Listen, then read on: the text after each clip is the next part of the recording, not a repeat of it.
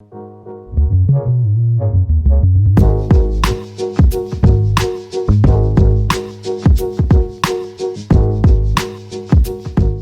everyone, it's Gareth here from Busby's Bakery School, and today I'm going to show you how to make an amazing white batch bread. Well, actually, it's going to be two because we need to batch them together.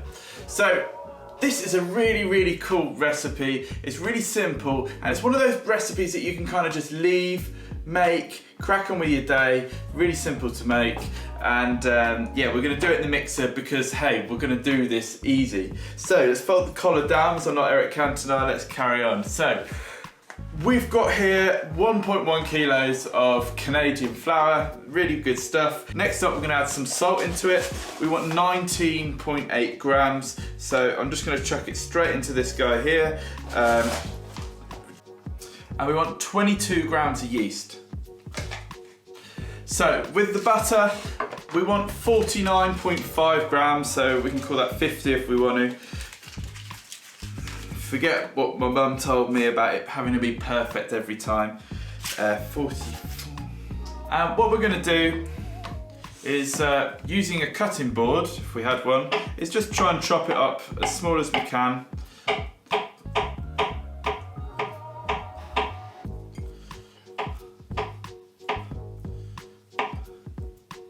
Next up, simply the water. So we'll weigh that as always. And we're looking here for 710 grams, which does make this dough kind of quite a stiff dough, which is going to be really cool because we're going to mix it for a reasonably long time, not excessive, but a decent amount of time. Then we're going to leave it to rest for an hour, give it a fold, rest for another hour. So it's going to have 2 hours of bulk fermenting before then we shape and final proof, which will probably take about 2 hours to get to where we need it to be. So that's 4 hours of development, which is pretty good. So despite being a stiff dough, we're going to still allow it to have enough time to ferment, and that's going to be kind of like the making of this loaf, which will give us enough nice rough tearable kind of texture. So in here, 710 grams. So in with the flour, butter, salt and yeast.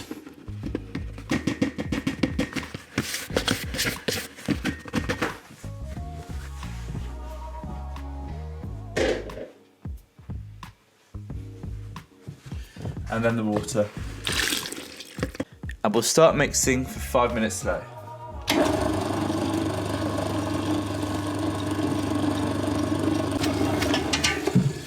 So we just look at that dough now. We've got nice and thick it is. Oh, it's lovely. It's going to be great fun. So we've got a little bit of glue to build in there.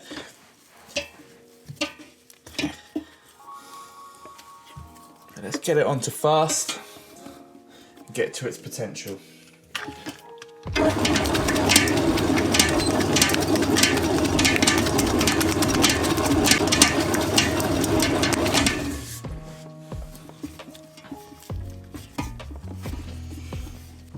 So all we do now is we're going to just cover it with a plastic bag. You don't have to use a plastic bag if you don't want to use that. You could put a lid on it. You could use greaseproof paper. You could just put a chopping board on top. Anything to just stop the dough from skinning up, because we really don't want that. So leave it now for an hour, and then we're going to fold. Okay, so now it's time to do our stretch and fold. So we're just going to take our dough out, use our hands, use a dough scraper, whatever we want. Now I'm not putting any flour on the table. I'm just going to hope that it doesn't stick. Should be all right. So give it a good stretch out like that. Fold into the middle, fold over again. This guy here, same again, fold into the middle, fold over that side there. Then we're going to take this side over, do the same, just fold it over and again into a ball like that. Pop it back in there, put the cover back on it, and we'll leave it for another hour. Okay, so we have waited another hour, and our dough now is starting to rise to the top. Yeah, it's really cool. So what we're going to do is divide this now into two pieces. First of all, I'm just going to find out how much they weigh. So I'm just going to turn it onto the surface. You may remember how much your bowl weighs. I personally, I'm not 100% sure. It's 100 and something. So I'll just put that on there. Then I'm going to chuck the whole lot in. 1,873. So we're going to try and do something around 835 for each loaf. So I'm just going to take our dough scraper and just cut it in half as best we can. Tear that now. See what this comes up at. A bit too much. Right, so you're looking at about 940, 950, not 800 or whatever I worked out as the first time. So next up, we're just going to put these into a nice little round. So we're just going to put them over like that, like that, like that, like that. We're going to try and knock out any air that we can as well while we're here. You can hear it squeezing out. Okay, pull that towards us. And so for this one, same thing again, so turn it over so the seam or the more, the less smooth side, more irregular side is on the top. Then we just take one side there, give it a turn, one side there, give it a turn. Just keep going round like that, and giving it a good push. Can you hear that air coming out of it?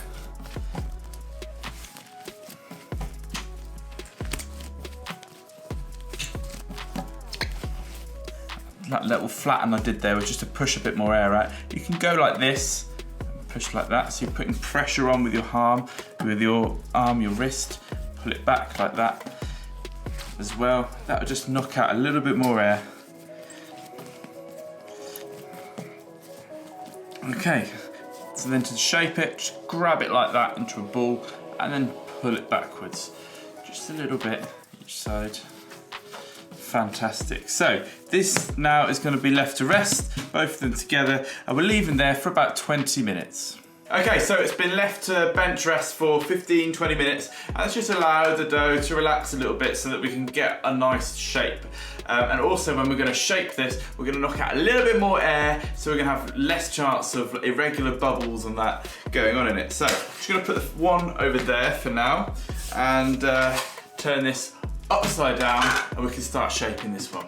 Okay, so our seam is at the top. So first of all, just going to flatten it out with our hands a little bit. Okay. And you can feel some of the air bubbles disappearing. Then take the top bit over, roll it up again to get a bit of tension in there, so that's got a bit of strength, okay? Then we're going to stretch it out a little bit, which makes it more rectangular, and fold over the sides. And we've still got air bubbles, it's great, but it's all coming out. And then give it a good old nudge in there with your fingers to try and poke as much air as you can out. Keep going again, keep going, and we should now start seeing the right size that we want for our bread. And then we can just give that a little tuck there, and we can put that straight onto our tray like that. So our tray that we're using is just a good old nice and strong steel with a lip on the side that's going to help shape it just that little bit. Okay, so then the other one exactly the same. So we take it over here, turn it upside down so the top bits are now at the bottom and your seam is at the top. Give it a little flatten. Try and knock out a bit of the air. Okay, now give it a fold over the top. Another one there to create a bit more tension. Give it a little stretch out, fold over at the sides. And this bit here, we're not folding anymore. That bit there, we'll push this bit in, but not that bit there, because that is the bit where the fold is. That is the bit where this line is going. So we don't want to flatten that anymore. We want to keep this strength. So folding back towards us, and now we push all the air out of that bit. And again, give it another little stretch. If the bottom's still tucked in at the side, we can just pick it up, give that a little stretch to make it nice and even. Roll again, roll again, roll again. There we go, and just give it a little tuck at the sides. Now you'll see you've got that seam there.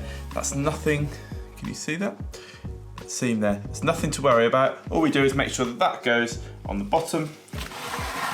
And here we are. So if we've got something in a slightly different widths or lengths, we can just give it a little poke to give it a nudge in the right direction. These will now be left to prove, these little beauties. So all we'll do now is, let me just get my steamer. My little spray, have it on the steam setting. Give it a little spray over the top like that. And you may, depending on how humid the room is, how warm it is, and that sort of thing, you may need to do that every 20 minutes. You may not need to do it at all. It really depends on what's going on and how dry your dough is and all that sort of thing. So all I would say is come back to it every 20 minutes, especially at the start. Give it a little tap on the surface. If it feels like it's skinning up, then give it a little spray. If it feels that it's still moist, leave it alone. Come back 20 minutes later. Okay, and it can be different depending on the day, the time, and whatever. So I always follow this kind of routine to make sure that it doesn't dry it out. If you don't have a spray mister, then all you need to do is get your hand, wet it in like a jug of water or a bucket or even a cup, and just give it a light little brush with your hand, really nice and smooth, to give it that layer. So we'll leave this now to prove. The oven's heating up. It'll take around 2 hours. We want it to be nice and batched before we then put it in the oven. Okay, so 2 hours later, and these are ready to go in the oven. We do the pinch test, and we can see that the dimple, we push it in with our finger, and if it stays in there like that for over 5 seconds, then it's ready to go in. There will be a bit of pushback. There's not a complete cut off. Actually there is. That means your dough is going to collapse, which just means it's way overdone. So that is absolutely fine. What we're going to do is just give it a little sprinkle of flour.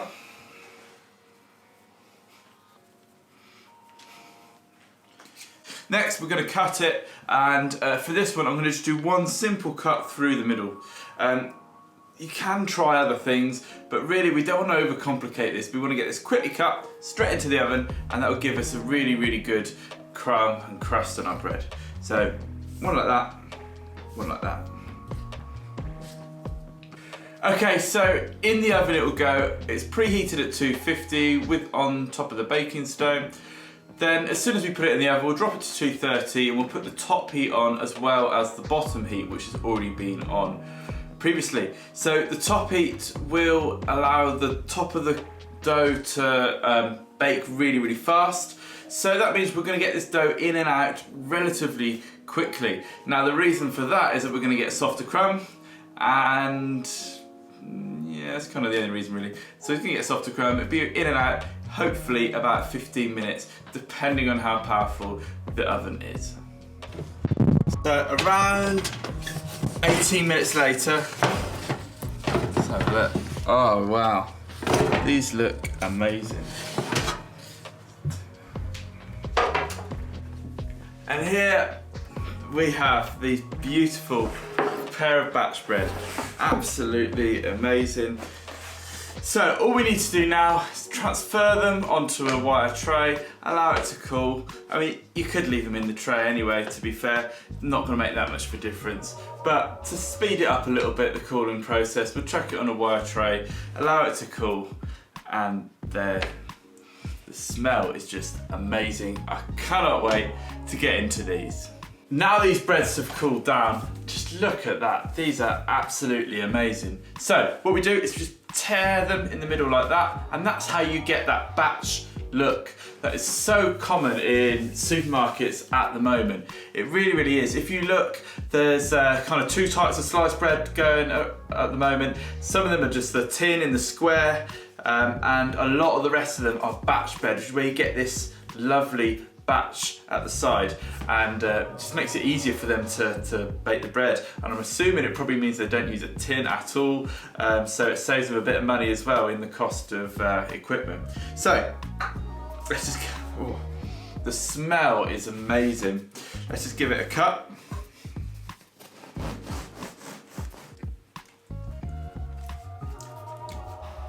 And it tastes just like a really nice homemade loaf should. It's not overly interesting. The smell is, wow. but it will just partner anything, bit of cheese, your sandwich, anything, but bacon sandwich, whatever you wanted. This is just like a really simple, and it was so quick and easy to make. I barely put any effort into it at all. Not too many stages. You can crack on with the rest of your night. I love making this bread. This is the batch bread.